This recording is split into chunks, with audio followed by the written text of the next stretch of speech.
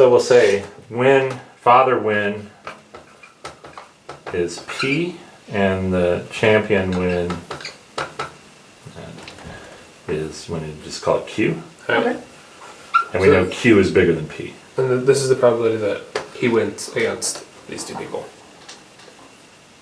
Or is this the probability? Oh yeah, so actually we'd set it up differently than that, didn't we? We said this is the...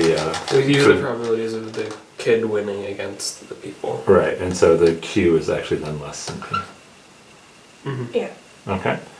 So what are our probabilities here? So in the first one. Winning the first two is P times Q. Yeah, P times Q. And then losing the first and winning the next two? So it's 1 minus P times Q times P. Okay, so times P, Q.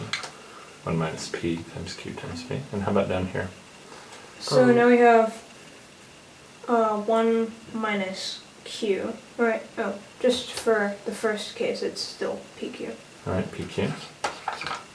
And for the second case it's 1 minus Q times PQ. It's Q. Okay. Sorry, 1 minus Q. Thanks. Okay. And how can I tell which one of these expressions is larger?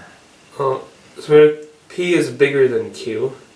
So 1 minus P is going to be less than 1 minus Q. Okay. And everything else is the same. You can just get rid of these terms. Mm-hmm. Because they're the same. So this is larger, higher probability. Okay. So if I took this one minus this one, hopefully I'll get a positive number.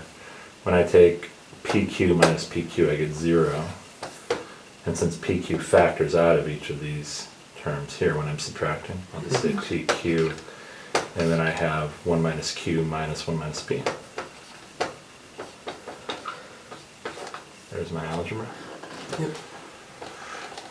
So I get PQ, well I get 1 minus 1, and I get minus Q minus minus P, so I get PQ times P minus Q. And we said Q is less than P, so this is indeed positive. Alright. Okay, so now I have expressions actually for the probability that we're expecting. Okay. Okay, so now let's run some simulations on Mathematica and see if we got it. Okay. Okay?